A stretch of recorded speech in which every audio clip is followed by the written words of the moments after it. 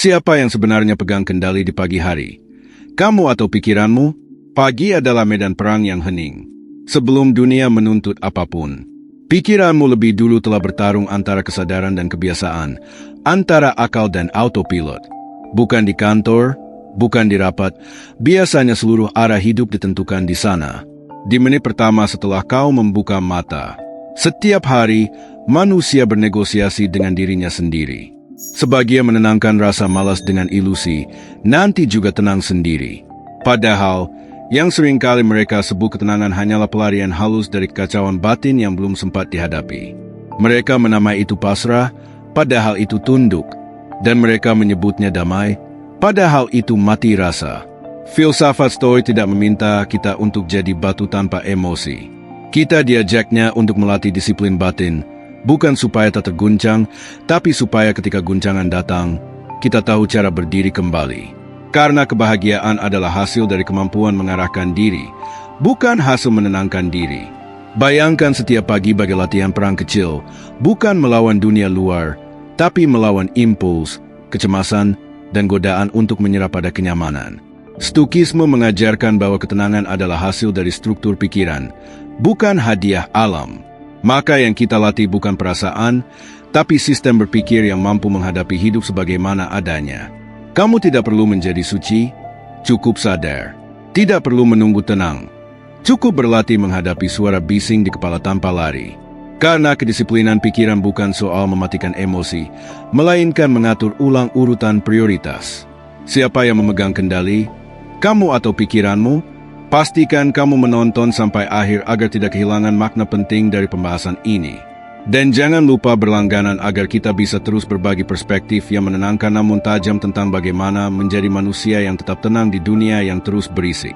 Mari kita mulai. Pelajaran nomor 1. Mulailah hari Anda dengan ketenangan. Setiap pagi adalah ujian kecil antara dirimu dan dunia.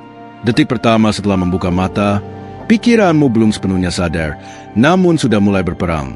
Memikirkan apa yang harus diselesaikan, siapa yang harus dihadapi, dan kekacauan apa yang mungkin datang.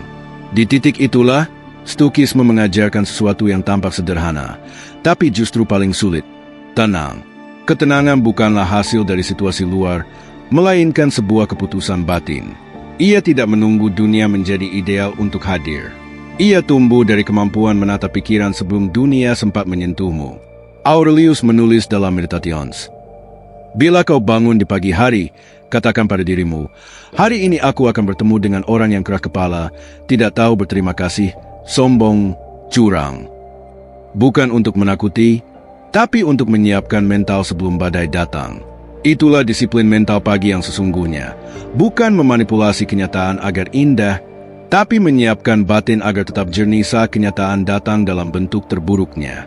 Dalam riset psikologi modern diketahui bahwa kadar kortisol meningkat tajam dalam 30 menit pertama setelah bangun. Dikenal sebagai cortisol awakening response. Secara biologis, tubuh bersiap menghadapi ancaman, meskipun ancamannya hanya notifikasi ponsel atau tumpukan pekerjaan. Inilah alasan kenapa pagi bisa terasa gelisah tanpa sebab. Namun disinilah para Stoik menemukan ruang latihan. Bukan menghapus stres itu, tapi menahannya tanpa menjadi bagian darinya. Ketenangan bukan berarti pasif atau lambat. Justru sebaliknya, orang yang tenang bergerak lebih efisien karena pikirannya tidak terganggu oleh hal yang tak perlu. Ia tahu kapan harus bereaksi, kapan harus menunggu, dan kapan harus diam. Dalam konteks modern, ini bisa berarti tidak langsung membuka media sosial, tidak membiarkan berita atau opini publik menjadi agenda pertama di kepala. Cukup beberapa menit hening, menyadari napas, merasakan detak jantung, dan menyapa pikiran seperti tamu yang baru datang. Ada penelitian menarik dari University of Wisconsin 2014 yang menunjukkan bahwa orang yang memulai hari dengan refleksi atau meditasi ringan mengalami peningkatan fokus dan stabilitas emosional hingga 40% sepanjang hari. Namun, Stoikisme tidak bicara tentang meditasi spiritual semata. Ia bicara tentang disiplin rasional, berpikir sebelum bereaksi, menata sebelum bertindak. Kamu mungkin tidak punya kemewahan untuk duduk lama di pagi hari. Pekerjaan menunggu, tanggung jawab menekan. Tapi ketenangan bukan soal durasi, melainkan niat untuk menguasai pikiran sebelum pikiran menguasai dirimu. Mungkin hanya satu tarikan napas penuh kesadaran saat mencuci muka, atau satu kalimat kecil dalam hati. Aku tidak akan dikuasai oleh hari ini. Ada orang yang berpikir, ketenangan adalah tanda kelemahan. Seolah-olah dunia akan menelanmu kalau kamu terlalu tenang. Tapi sebenarnya, yang paling tenang justru yang paling berbahaya bagi kekacauan. Karena ia tidak mudah diadu, tidak mudah dibelokkan. Jika kamu memulai hari tanpa menyiapkan ketenangan, dunia akan segera mengisinya dengan kebisingan. Tapi bila kamu menyiapkan ruang batin lebih dulu, segala kekacauan itu akan jatuh di luar, bukan di dalam dirimu. Jadi, sebelum hari menuntut apapun darimu, beri dirimu waktu sejenak untuk hadir sepenuhnya. Diam bukan untuk kabur dari dunia, tapi untuk menyiapkan keberanian menghadapinya. Dalam diam itu, kamu sedang menyiapkan kekuatan yang paling langka di zaman ini, jiwa yang tidak terburu-buru. Dan mungkin, di saat semua orang memulai pagi dengan berlari mengejar sesuatu, kamu memilih untuk berdiri dulu sejenak, menenangkan arus pikiranmu. Karena kamu tahu, bukan siapa yang paling cepat yang menang, tapi siapa yang paling tenang yang bertahan. Pelajaran nomor 2, identifikasi kebajikan yang ingin Anda latih hari ini. Ada satu hal yang jarang dilakukan manusia modern setiap pagi, berhenti sejenak untuk menanyakan pada dirinya sendiri. Nilai apa yang ingin aku pegang hari ini? Kedengarannya sederhana, tapi disitulah letak pertempuran mental yang paling halus. Karena manusia sering lebih sibuk terlihat baik di mata orang lain daripada benar-benar menjadi baik dirinya sendiri. Dalam kehidupan yang serba cepat, kebajikan kehilangan maknanya dan berubah menjadi semacam kostum moral. Orang ingin tampak sabar, tapi bukan benar-benar menjadi sabar. Ingin dikenal dermawan, tapi hatinya masih menimbang citra lebih dari niat. Itulah ironi modernitas. Manusia terjebak dalam keinginan menjadi tampak bajik, bukan berjiwa bajik. Filsafat kebajikan kuno menekankan hal yang berbeda. Aristoteles menyebut kebajikan sebagai karakter yang dibentuk dari kebiasaan sadar, bukan dari pencitraan.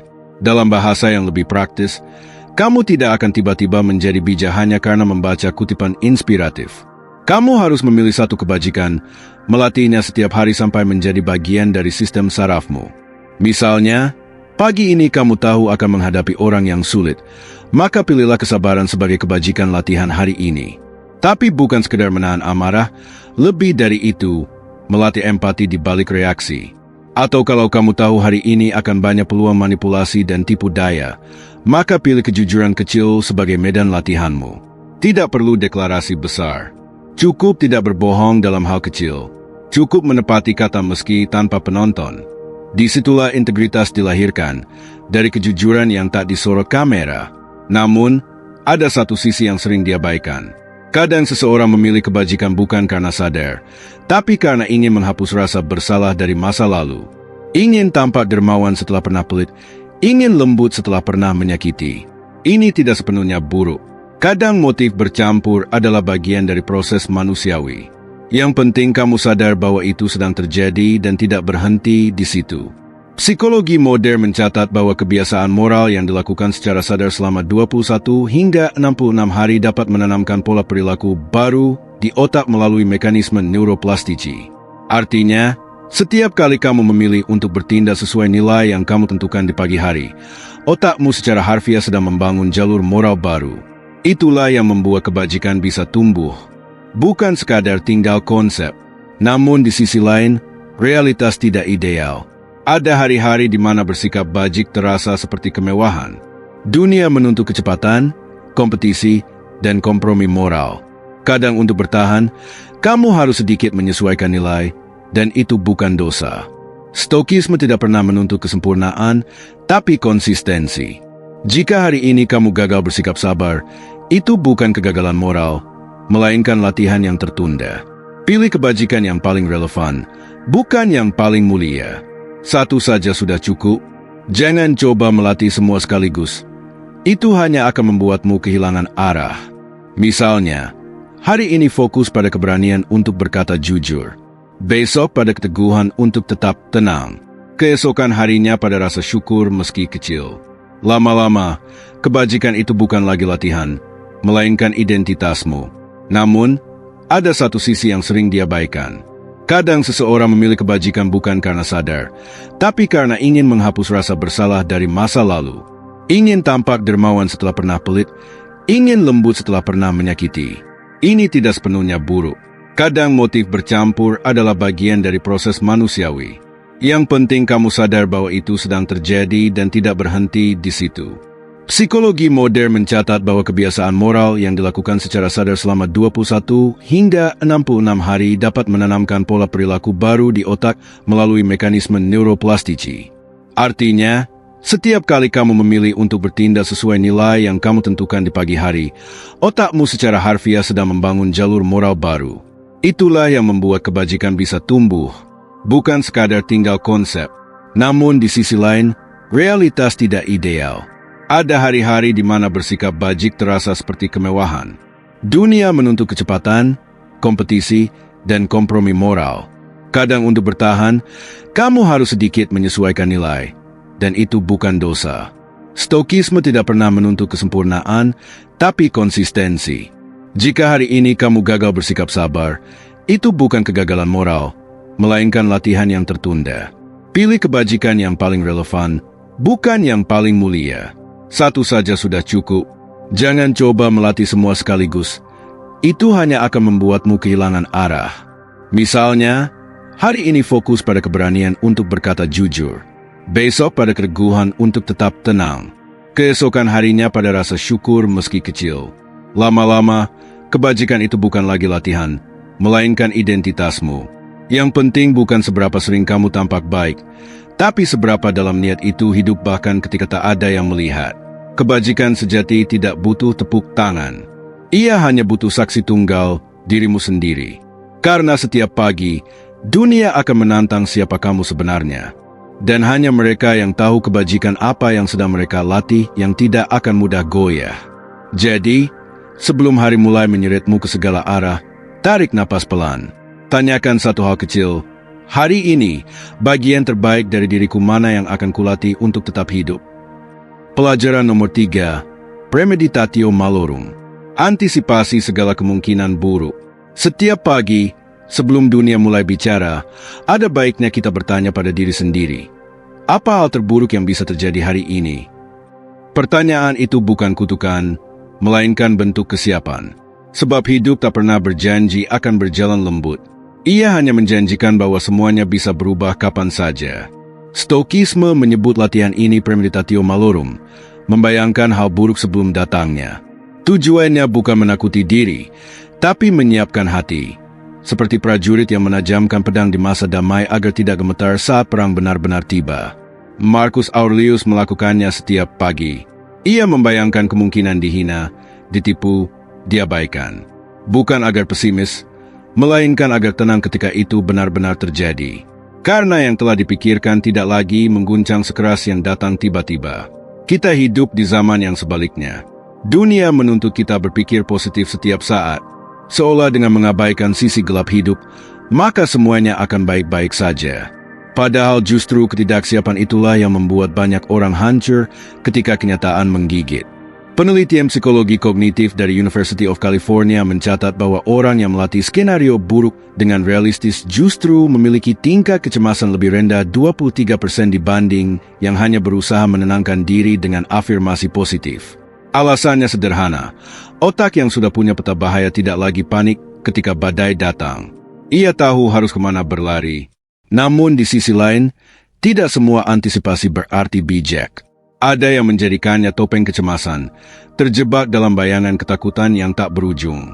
Mereka berpikir sedang mempersiapkan diri, padahal sebenarnya sedang menunda hidup.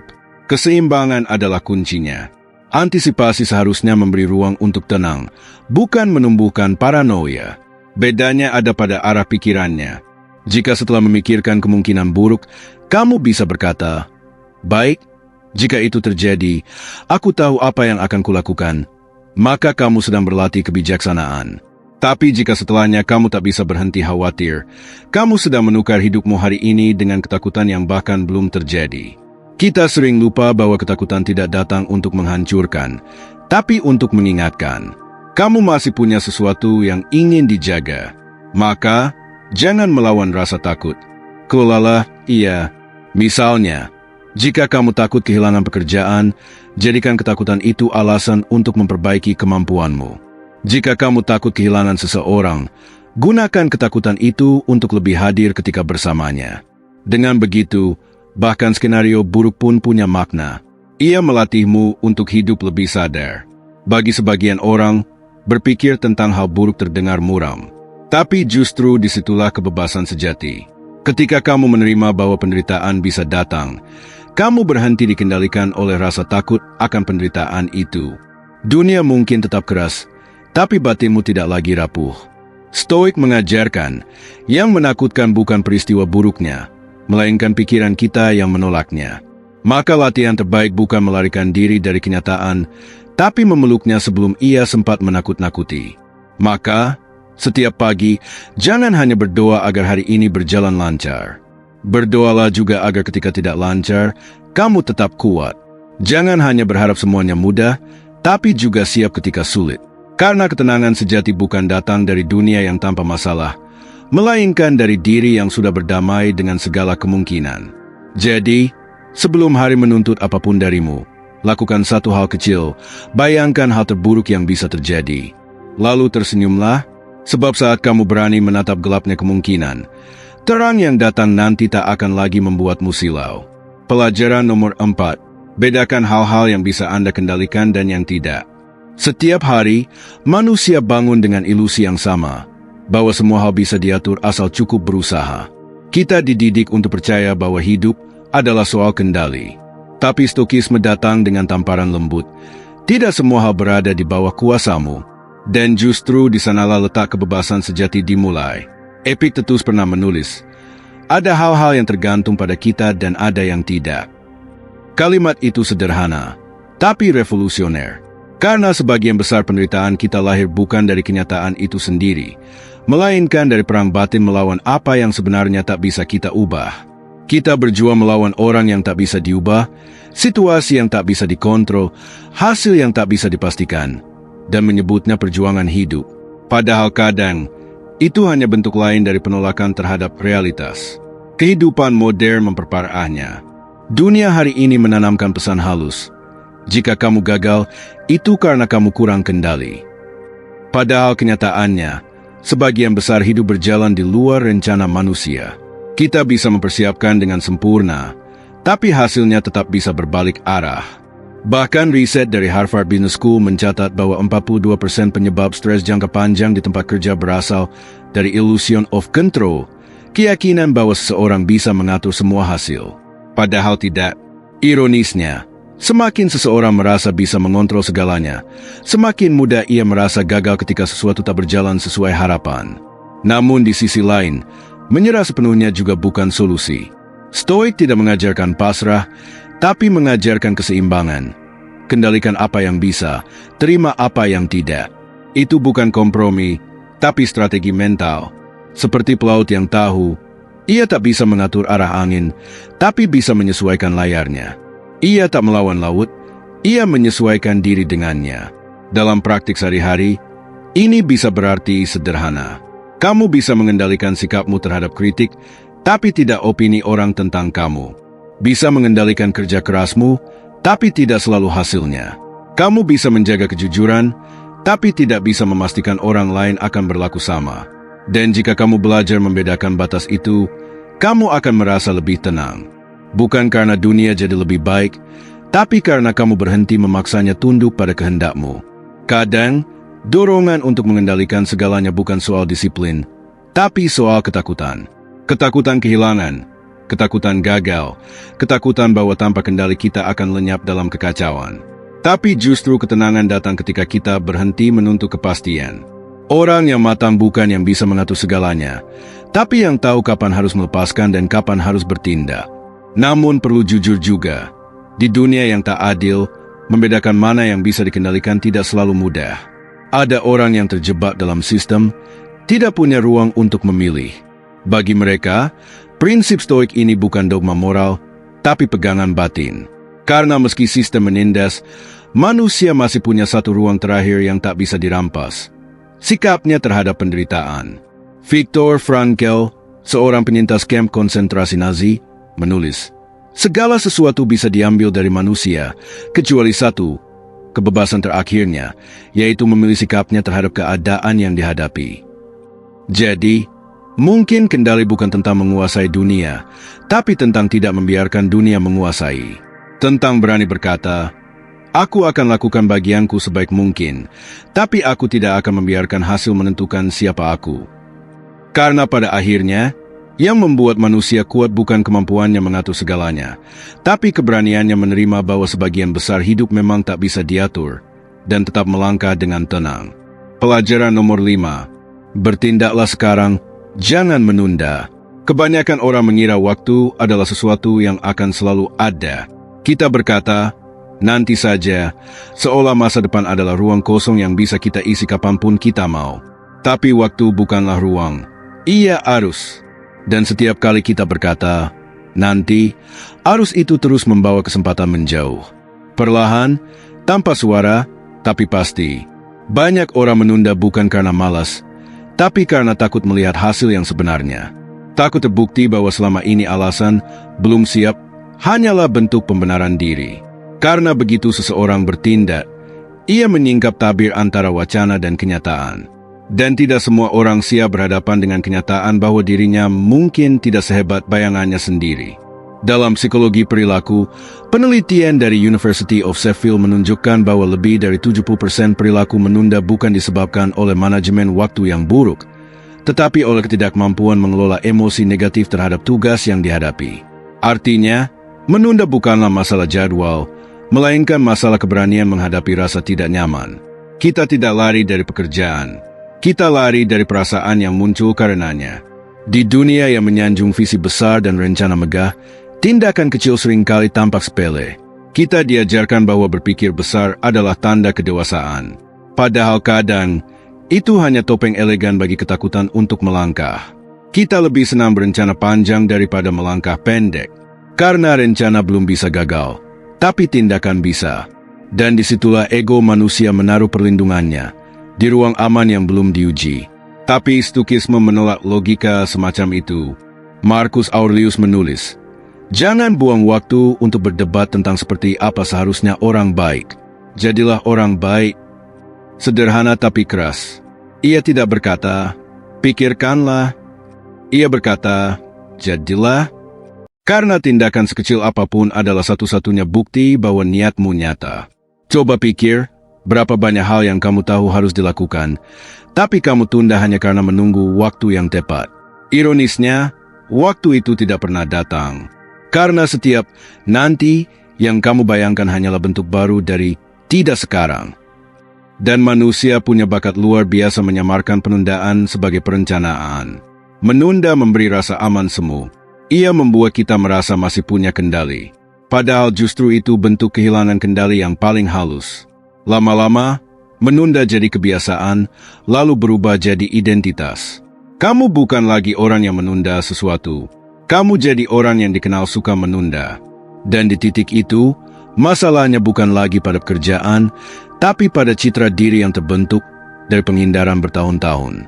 Namun penting juga diingat, bertindak cepat tanpa arah bukan tanda keberanian, melainkan panik. Dorongan bertindak harus lahir dari kejernihan, bukan dari keinginan membuktikan diri. Stoik tidak mengajarkan tergesa-gesa, tapi mengajarkan kesiapan batin untuk tidak menunggu kesempurnaan. Mulailah dari yang kecil, bukan untuk menaklukkan dunia, tapi untuk menaklukkan dirimu sendiri. Menulis satu kalimat, bukan satu bab. Melangkah 10 menit, bukan 10 kilometer. Karena tindakan kecil yang dilakukan hari ini jauh lebih berharga daripada rencana besar yang hanya hidup di kepala. Bagi sebagian orang, menunda terasa seperti perlindungan. Bagi sebagian lain, bertindak terasa seperti perang. Tapi keduanya bisa bertemu di satu titik. Kesadaran bahwa hidup tidak menunggu, waktu tidak peduli pada alasan, dan kesempatan seperti matahari pagi, hanya bersinar bagi mereka yang berani membuka jendela. Jadi, sebelum hari ini berakhir, tanyakan dengan jujur pada diri sendiri. Apa hal yang terus kamu tunda karena takut gagal? Padahal, diam pun sebenarnya sudah bentuk lain dari kegagalan itu sendiri. Lalu diam sejenak, tarik napas, dan lakukan satu hal kecil sekarang. Karena kadang, Keberanian bukan soal besar langkahmu, tapi soal kapan kamu memutuskan untuk berhenti menunggu. Bagi sebagian orang, menunda terasa seperti perlindungan. Bagi sebagian lain, bertindak terasa seperti perang. Tapi keduanya bisa bertemu di satu titik. Kesadaran bahwa hidup tidak menunggu, waktu tidak peduli pada alasan, dan kesempatan seperti matahari pagi, hanya bersinar bagi mereka yang berani membuka jendela. Jadi, sebelum hari ini berakhir, tanyakan dengan jujur pada diri sendiri. Apa hal yang terus kamu tunda karena takut gagal? Padahal, diam pun sebenarnya sudah bentuk lain dari kegagalan itu sendiri. Lalu diam sejenak, tarik napas, dan lakukan satu hal kecil sekarang. Karena kadang, keberanian bukan soal besar langkahmu, tapi soal kapan kamu memutuskan untuk berhenti menunggu. Pelajaran nomor 6, Memento Mori. Ingatlah bahwa kematian bisa datang kapan saja. Kita sering menjalani hari seperti orang yang percaya masih punya waktu 1000 tahun. Kita menunda hal penting, menahan kata yang seharusnya diucapkan, dan menumpuk rencana yang tak pernah dimulai, seolah besok dijamin akan datang. Padahal di tengah rutinitas yang kita anggap biasa, hidup sedang terus berkurang, bukan menunggu. Filsafat Stoik menempatkan kesadaran akan kematian bukan sebagai ancaman, tapi sebagai bentuk kejujuran terhadap kehidupan. Memento mori berarti, ingatlah bahwa kamu akan mati. Tapi maknanya jauh lebih dalam daripada sekadar kalimat mengerikan. Ia adalah pengingat bahwa hidup hanya punya nilai ketika kita sadar akan akhirnya. Bukan untuk menakut-nakuti, melainkan agar kita berhenti hidup seperti orang yang lupa bahwa waktunya terbatas. Dalam catatannya, Marcus Aurelius menulis, "Kamu bisa meninggalkan hidup ini kapan saja. Biarlah kesadaran itu menentukan apa yang kamu pikirkan, katakan, dan lakukan." Kata-kata itu bukan kalimat suram, melainkan penegasan agar kita berhenti menunda hidup. Dalam dunia modern di mana segala hal terasa tergesa, paradoksnya justru banyak orang yang lupa bahwa hidup itu sendiri singkat. Kita sibuk mengisi waktu, tapi jarang menghayatnya.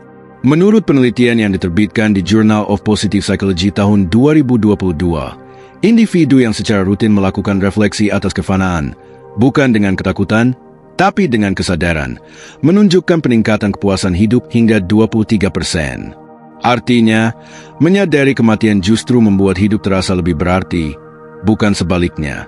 Mereka yang sadar hidupnya terbatas cenderung memilih dengan lebih bijak, pekerjaan yang selaras dengan nilai, hubungan yang lebih jujur, dan waktu yang tak lagi dihabiskan untuk hal-hal sepele. Namun di sisi lain, budaya kita sering menolak pembicaraan tentang kematian. Seolah topik itu tabu, tak pantas dibicarakan, atau membawa sial. Padahal justru dengan menyingkirkan kematian dari kesadaran, manusia kehilangan salah satu guru terbaiknya. Setiap kali kita melupakan kefanaan, kita jadi lebih mudah terjebak dalam kesombongan, iri, dan penundaan. Kita memperlakukan hidup seolah tanpa batas, lalu panik saat waktu benar-benar habis. Coba bayangkan, jika setiap pagi kamu diingatkan bahwa mungkin ini hari terakhirmu, apakah kamu akan memperlakukan orang lain dengan cara yang sama? Apakah kamu akan tetap marah karena hal-hal kecil? Apakah kamu masih akan menunda sesuatu yang sebenarnya bisa dilakukan hari ini? Pertanyaan-pertanyaan itu bukan untuk menakut-nakuti, tapi untuk mengembalikan kesadaran bahwa waktu adalah sumber daya paling berharga yang tidak pernah bisa diisi ulang. Banyak orang berubah justru setelah nyaris kehilangan hidupnya. Mereka yang pernah melihat kematian dari dekat sering jadi lebih sederhana. Mereka berhenti mengejar hal-hal yang tak penting, lebih banyak mendengarkan, lebih banyak bersyukur. Karena ketika seseorang menatap batas hidupnya sendiri, ia tak lagi sibuk menjadi sempurna. Ia hanya ingin menjadi benar. Namun tentu, tidak semua orang siap menatap kefanaan. Ada yang menghindar, ada yang takut, dan itu wajar. Tapi menolak memikirkannya tidak membuat kematian berhenti mendekat. Justru dengan mengakuinya, kita belajar hidup lebih jujur. Kita berhenti menipu diri dengan rencana jangka panjang yang tidak pernah dijalani. Memento mori bukan tentang menyerah pada nasib, tapi tentang hidup dengan kesadaran penuh. Kesadaran bahwa waktu bukan jaminan, melainkan anugerah. Bahwa setiap pagi yang kamu dapatkan bukan kewajiban semesta, tapi kesempatan yang bisa saja tak datang lagi. Maka, jangan takut mengingat kematian. Takutlah jika kamu hidup tanpa kesadaran bahwa suatu saat kamu akan mati. Karena begitu kamu benar-benar mengingat bahwa semuanya bisa berakhir kapan saja, kamu akan berhenti menunda untuk mulai hidup sepenuhnya. Hari ini, pelajaran nomor 7, Amor Fati. Cintai setiap takdir yang Anda alami. Ada masa ketika kita berpikir hidup harus selalu sesuai keinginan. Kita menolak hal-hal yang tak kita rencanakan. Marah ketika sesuatu berjalan salah, dan kecewa saat kenyataan tak memihak. Namun pada titik tertentu, kita sadar tidak semua hal bisa dikendalikan. Dan justru di sanalah kehidupan mengajarkan sesuatu. Stokisme menyebutnya amor fati. Mencintai setiap takdir yang terjadi. Bukan hanya menerimanya, tapi benar-benar mengasihinya seperti bagian dari diri sendiri. Cinta terhadap takdir bukan berarti menyerah. Itu bukan tentang berhenti berusaha, tapi tentang menyadari bahwa hidup selalu punya dua sisi. Usaha dan hasil, niat dan realitas. Kita bisa mengatur niat, tapi hasilnya selalu di luar kuasa penuh kita. Dan ketika hasil itu tidak sesuai keinginan, bukan berarti kehidupan melawanmu. Mungkin ia sedang menuntunmu ke arah yang belum kamu pahami. Marcus Aurelius pernah menulis, apapun yang terjadi padamu adalah sesuai dengan alam semesta, dan jika kamu mencintai alam semesta, kamu juga harus mencintai apapun yang terjadi. Sebuah kalimat yang tampak sederhana tapi sangat dalam. Ia mengajak kita berhenti melawan kehidupan dan mulai bekerja sama dengannya. Namun di dunia modern, cinta terhadap takdir sering disalahpahami sebagai bentuk pasrah atau bahkan kelemahan. Banyak orang berpikir, kalau kita mencintai takdir berarti kita berhenti berjuang. Padahal justru sebaliknya, orang yang benar-benar memahami amor fati tidak berhenti berusaha. Mereka berusaha tanpa kehilangan ketenangan. Mereka tidak lagi mengikat kebahagiaan pada hasil, tapi pada kualitas tindakan mereka. Hari ini, penelitian dalam Journal of Behavioral Science 2021 menunjukkan bahwa individu dengan tingkat akseptansi dan resiliensi tinggi memiliki 32% lebih sedikit gejala stres kronis dibanding yang terus melawan keadaan. Ini bukan soal menyerah, tapi soal cara menggunakan energi mental dengan bijak. Bayangkan berapa banyak energi kita habis hanya untuk melawan hal-hal yang tak bisa diubah. Cuaca, masa lalu, opini orang lain, keputusan yang sudah terjadi. Padahal energi itu bisa digunakan untuk membangun ulang, bukan menolak. Contohnya sederhana. Ketika kamu kehilangan pekerjaan, dua pilihan terbuka. Mengutuk keadaan atau menggunakan waktu itu untuk menemukan arah baru. Saat hubungan berakhir, kamu bisa meratap atau memperbaiki diri agar cinta berikutnya lebih matang. Amor fati tidak menghapus rasa sakit, tapi memberi ruang untuk menumbuhkan makna di tengahnya. Ia mengubah luka menjadi bahan bakar, bukan beban. Namun, ada sisi kritis yang perlu diingat.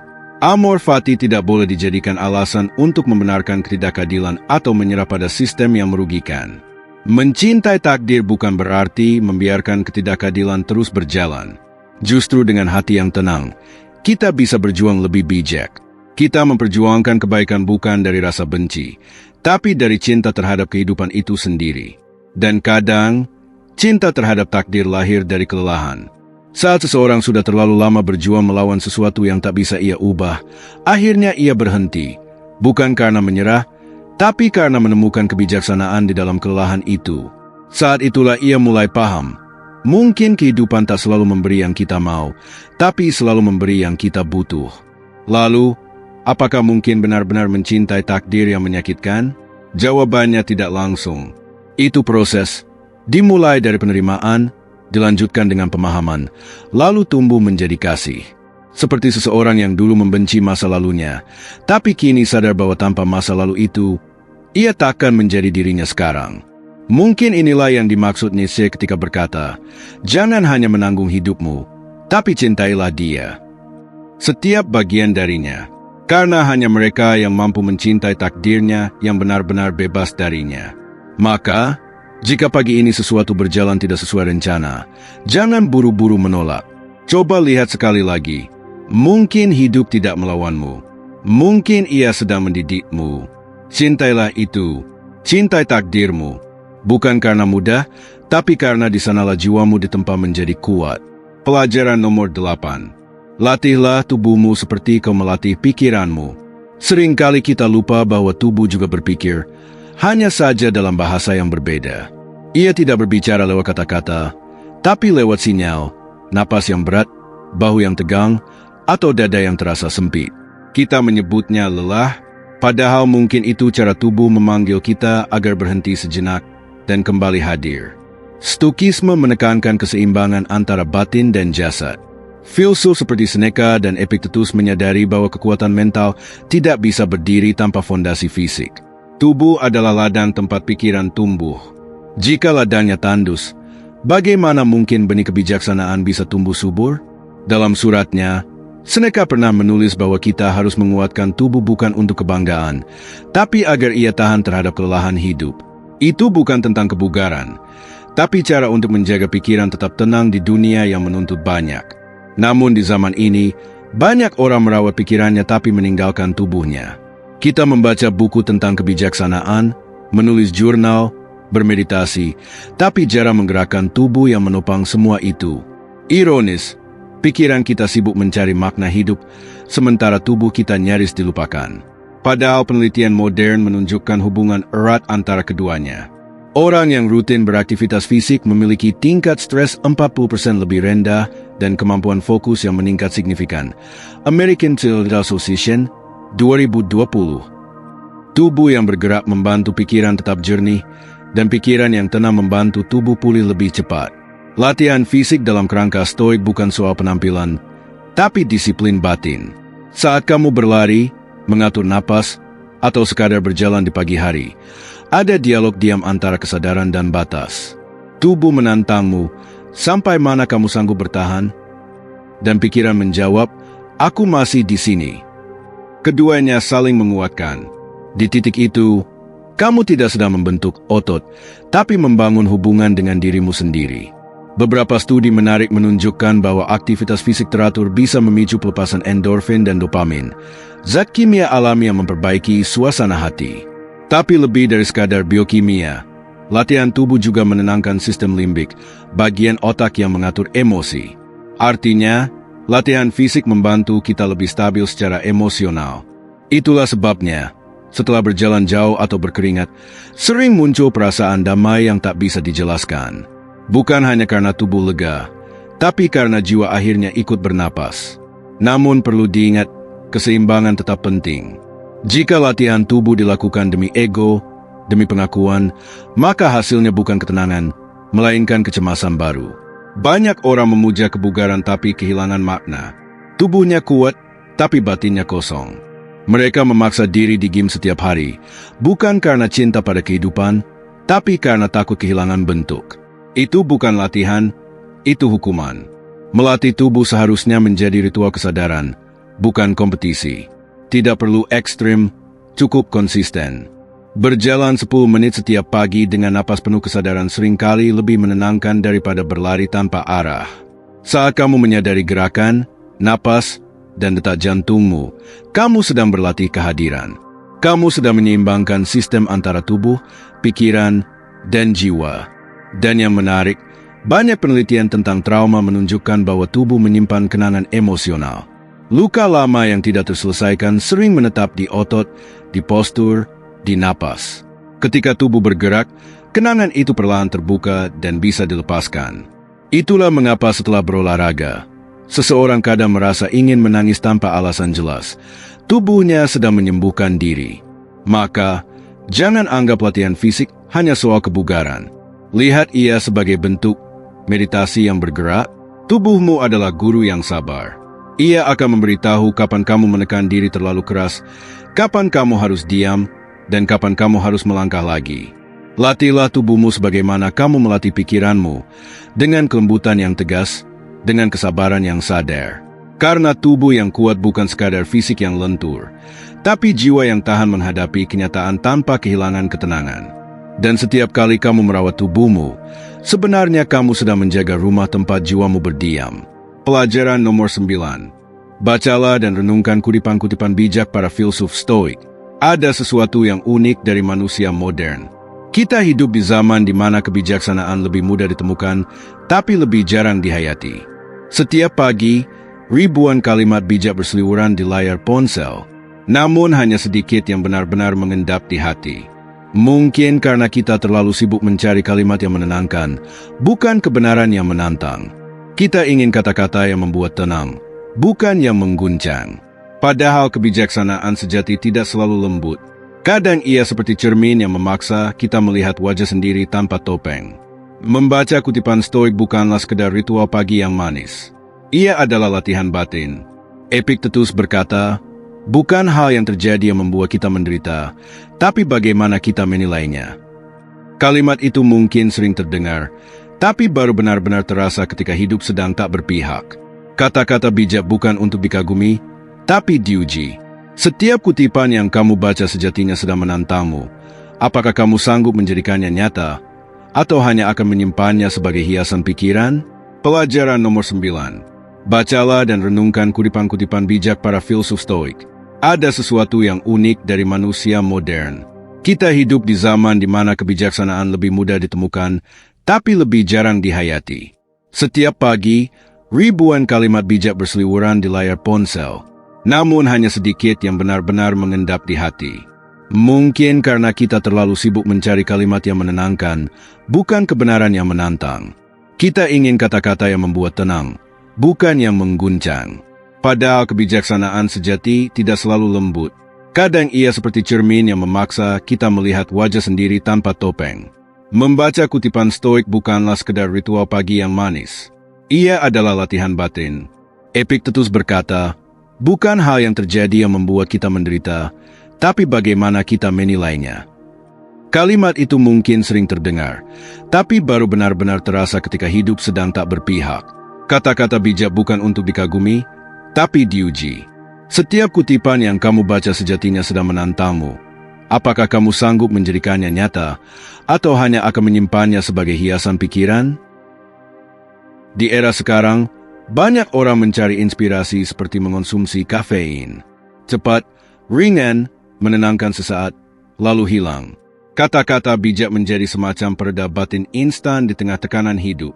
Namun seperti obat penenang, efeknya akan pudar jika tidak diiringi kesadaran dan tindakan. Data dari Harvard Business Review tahun 2021 bahkan menunjukkan bahwa 78% orang yang rutin membaca kutipan motivasi mengaku merasa lebih baik sesaat. Tetapi hanya 9% yang mengalami perubahan perilaku nyata setelahnya. Artinya, kata-kata hanya bekerja jika diterapkan, bukan hanya dikoleksi. Jadi, cara membaca kutipan yang benar bukanlah menghafalnya, tapi membiarkannya menembus pertahanan egomu. Pilih satu kalimat setiap pagi. Tulis ulang dengan tanganmu sendiri. Lalu tanyakan, apa yang kutipan ini tuntut dariku hari ini? Misalnya, kamu membaca kata Seneca, kita menderita lebih banyak dalam imajinasi daripada dalam kenyataan. Renungkan, berapa banyak waktu hari ini yang akan kamu habiskan untuk cemas tentang hal-hal yang bahkan belum terjadi? Dari situ, kutipan menjadi alat refleksi, bukan dekorasi moral. Ada sisi lain yang lebih dalam. Terkadang kita membaca kata bijak bukan karena ingin tercerahkan, tapi karena ingin merasa lebih baik tentang luka kita. Itu manusiawi. Banyak orang mencari kutipan bukan untuk berubah, tapi untuk bertahan, untuk membuat rasa sakitnya terasa lebih bermakna. Dan itu tidak salah, tapi berhentilah di sana terlalu lama. Karena kebijaksanaan sejati tidak berhenti pada kenyamanan. Ia memintamu berjalan lebih jauh, dari sekadar mengerti menuju menjalani. Sementara itu, jangan abaikan bahaya lain yang lebih halus. Di dunia media sosial, kebijaksanaan sering berubah menjadi tren. Kutipan disulap jadi estetika. Kata-kata Epictetus disandingkan dengan gambar senja. Seolah kebijaksanaan bisa dikemas dalam warna pastel, tapi maknanya hilang ketika tidak direnungkan. Kata bijak kehilangan daya jika hanya menjadi aksesoris moral. Ia hanya kembali hidup ketika kamu berani menghadapinya di tengah kelelahan, di tengah konflik batin, dan bertanya jujur, apakah aku sudah hidup seperti yang diajarkan kalimat ini? Kutipan bijak ibarat percikan api kecil, tapi api tidak menghangatkan jika tidak dijaga. Bacalah perlahan, rasakan. Biarkan kata-kata itu menembus pertahananmu, lalu diamlah sejenak. Karena seringkali, kebijaksanaan tidak muncul saat membaca, tapi saat kamu berhenti membaca. Diam yang panjang setelahnya, ketika suara batinmu mulai berbicara. Disitulah letak latihan sejati. Bukan di banyaknya kutipan yang kamu hafal, tapi di keberanian untuk menatap hidupmu dengan jujur setelah membaca. Mungkin kamu tak perlu membaca 100 kalimat bijak. Cukup satu yang benar-benar mengubah caramu memandang dunia. Seperti kata Marcus Aurelius, tidak penting berapa banyak hal yang kau pelajari, tapi seberapa dalam kau menghidupinya. Jadi, jangan buru-buru mencari kutipan baru. Mungkin yang kamu butuh bukan kalimat tambahan, tapi keheningan untuk memahami yang sudah kamu temukan. Pelajaran nomor 10. Luangkan waktu untuk menulis jurnal pagi. Ada satu kebiasaan kecil yang diam-diam membentuk cara kita berpikir, bereaksi, dan menghadapi hidup, menulis. Tapi bukan menulis untuk dibaca orang lain, melainkan menulis untuk memahami diri sendiri. Jurnal pagi bukan ritual yang megah, tapi ia adalah latihan sunyi bagi pikiran yang ingin tetap jernih di dunia yang penuh gangguan. Banyak orang meremehkan kegiatan sederhana ini, padahal di tangan yang benar, ia bisa menjadi alat pengendalian diri yang paling efektif. Coba perhatikan, setiap pagi, pikiran kita seperti pasar yang ramai. Ada kekhawatiran tentang masa depan, rasa bersalah dari masa lalu, rencana yang belum sempat disusun, bahkan percakapan yang masih tersisa dari hari kemarin. Jika semua itu dibiarkan berputar di kepala, pikiran kita akan cepat lelah.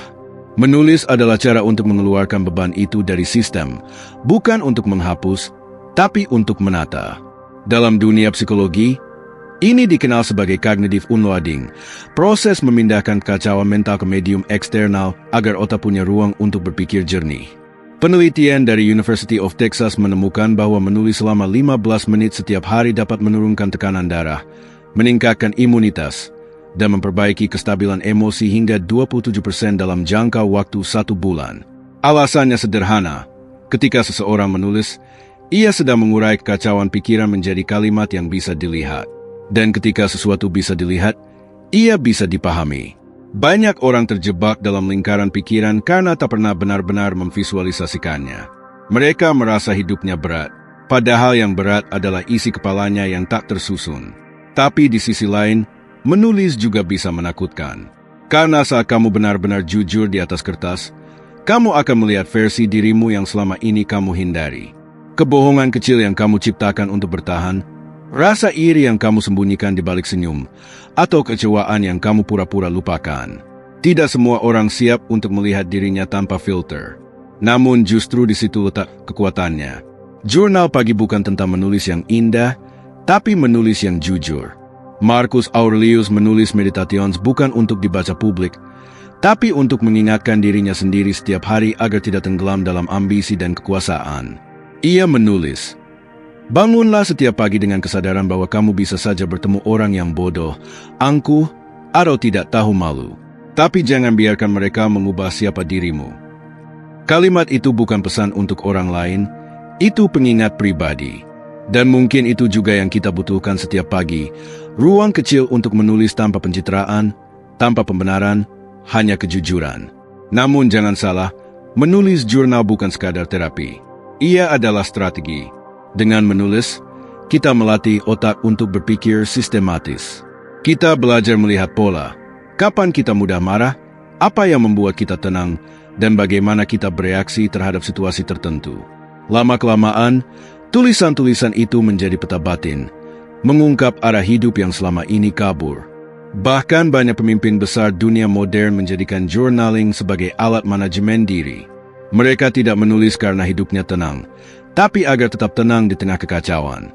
Tetapi ada sisi lain yang perlu diwaspadai. Menulis juga bisa menjadi jebakan jika kita terlalu larut dalam analisis. Terlalu banyak merenung bisa membuat seseorang kehilangan gerak.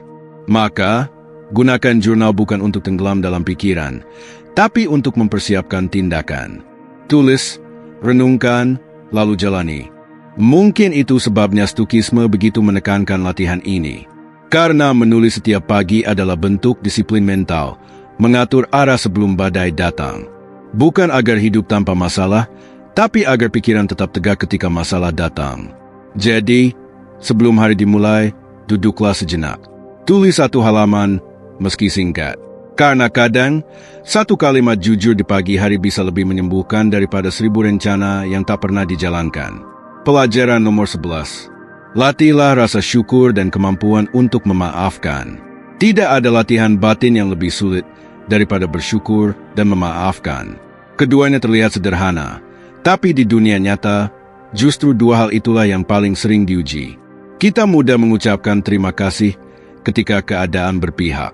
Tapi ketika hidup mulai berantakan, ketika kehilangan datang, ketika pengkhianatan terjadi, rasa syukur mendadak terasa seperti beban moral, bukan kedalaman spiritual. Dalam kerangka stoik, bersyukur bukan tentang menghitung berkah, tapi tentang memahami keterbatasan. Syukur sejati lahir bukan dari rasa puas, tapi dari kesadaran bahwa segalanya rapuh. Hari ini kita masih punya waktu, napas, dan kesempatan untuk berbuat baik.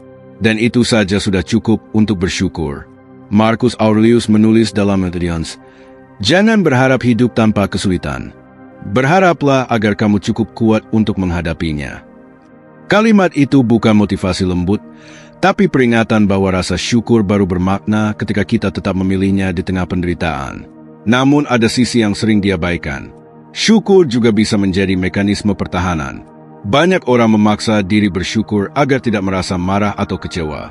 Mereka menekan emosi negatif dengan kedok kebajikan. Padahal syukur yang sehat tidak menolak luka. Justru memberi ruang agar luka itu dipahami tanpa menjadi pusat kehidupan. Psikologi modern menemukan bahwa praktik syukur dapat menurunkan stres hingga 23% dan meningkatkan kepuasan hidup hampir 40% dalam jangka panjang. Tapi efek itu hanya muncul ketika syukur dilakukan dengan kesadaran, bukan paksaan. Sama halnya dengan memaafkan. Banyak orang mengira memaafkan berarti membenarkan perlakuan buruk. Padahal tidak. Memaafkan bukan soal melupakan, tapi berhenti membiarkan peristiwa itu mengendalikan pikiran. Ada perbedaan besar antara membebaskan orang lain dan membebaskan diri sendiri dari racun dendam. Dalam konteks batin, dendam bekerja seperti api kecil yang tak padam. Memakan oksigen dari jiwa, membuatmu terus sesak bahkan di hari yang tenang. Namun di sisi lain, budaya sering mendorong kita untuk maafkan saja, bahkan ketika luka belum sembuh. Ini membuat banyak orang memaafkan hanya di permukaan tanpa benar-benar berdamai. Mereka mengucapkan, "Aku sudah memaafkan," padahal dalam diam masih menggenggam kemarahan. Fenomena ini umum, karena manusia sering lebih takut terlihat lemah daripada jujur tentang lukanya. Maka, memaafkan harus dilihat sebagai proses, bukan perintah moral. Ada yang selesai dalam seminggu, ada yang butuh bertahun-tahun. Tidak apa-apa. Contohnya, ketika seseorang dikhianati oleh orang yang dipercaya, wajar jika ia butuh waktu lama untuk pulih. Ia bisa mulai dari kesadaran kecil. Aku tidak ingin lagi membiarkan kejadian ini menentukan siapa aku. Dari situ, memaafkan menjadi bentuk perlawanan terhadap trauma, bukan penyerahan. Dan itu jauh lebih kuat. Rasa syukur dan memaafkan sering berjalan berdampingan. Keduanya mengajarkan satu hal yang sama, melepaskan kendali atas apa yang sudah terjadi. Orang yang bersyukur tidak lagi sibuk menyesali masa lalu. Orang yang memaafkan tidak lagi terikat padanya. Mereka berdiri di tempat yang sama, masa kini, dengan pikiran yang lebih ringan dan hati yang lebih jernih. Tentu ada kritik terhadap gagasan ini. Banyak yang berpendapat bahwa ajaran selalu bersyukur bisa membuat manusia pasrah terhadap ketidakadilan, dan selalu memaafkan bisa menjinakkan keberanian untuk menuntut keadilan. Kritik itu valid, tapi dalam konteks Stoikisme, syukur dan maaf bukanlah tanda kelemahan. Keduanya adalah bentuk disiplin batin. Bersyukur tidak berarti tunduk, memaafkan tidak berarti menyerah. Itu cara menjaga ketenangan tanpa kehilangan martabat. Pada akhirnya, latihan ini bukan soal menjadi orang baik, tapi menjadi manusia yang merdeka, tidak dikendalikan oleh amarah, tidak dibutakan oleh kehilangan. Karena ketenangan sejati bukan datang dari hidup tanpa luka, tapi dari kemampuan untuk tetap tenang saat luka itu mengajarkan sesuatu. Jadi, bersyukurlah bukan karena semuanya baik, tapi karena kamu masih di sini, masih bisa memilih untuk tumbuh. Dan maafkan bukan untuk mereka, tapi untuk kebebasanmu sendiri. Kesimpulan, pada akhirnya, seluruh pelajaran ini bukan sekadar panduan untuk hidup tenang. Ia adalah peta perjalanan untuk memahami diri. Sebuah jalan panjang menuju kedewasaan batin. Stoikisme tidak mengajarkan bagaimana menghindari badai, tapi bagaimana berdiri di tengah badai tanpa kehilangan arah. Dan disiplin pagi adalah cara paling manusiawi untuk melatih itu setiap hari, menyapa diri sendiri sebelum dunia menuntut terlalu banyak darimu. Setiap pagi, manusia dihadapkan pada dua pilihan, menjadi reaktif atau reflektif. Reaktif berarti membiarkan dunia menentukan suasana hatimu. Reflektif berarti memilih untuk memulai hari dengan kesadaran, menata pikiran sebelum arus informasi menyeretmu. Data dari American Psychological Association menunjukkan bahwa orang yang memiliki rutinitas reflektif pagi hari memiliki 31% tingkat stres lebih rendah dan 40% lebih fokus sepanjang hari. Ini bukan angka yang ajaib, tapi hasil dari kebiasaan kecil yang diulang dengan disiplin. Namun di balik angka itu, ada kenyataan yang lebih dalam. Tidak semua orang bisa langsung tenang. Ada hari-hari di mana pikiranmu menolak hening, tubuhmu enggan bergerak, dan hatimu terasa sesak tanpa alasan yang jelas. Disitulah latihan ini diuji. Ketenangan bukan berarti tanpa gangguan. Ia adalah kemampuan untuk tidak terombang-ambing oleh gangguan. Pikiran manusia tidak bisa dikendalikan sepenuhnya, tapi bisa diarahkan. Dan arah itu dimulai dari kesadaran kecil di pagi hari. Menata napas, menulis pikiran, atau sekadar mengingat bahwa hidup ini sementara. Kita sering berpikir bahwa ketenangan adalah hasil, padahal ia adalah proses yang tak pernah selesai. Hari ini kamu tenang, besok bisa gelisah lagi. Tidak apa-apa. Itulah kenapa disebut latihan. Stokisme tidak menjanjikan kesempurnaan, hanya keteguhan. Seperti kata Seneca, tidak ada laut yang selalu tenang, tapi pelaut yang bijak belajar berlayar di tengah badai.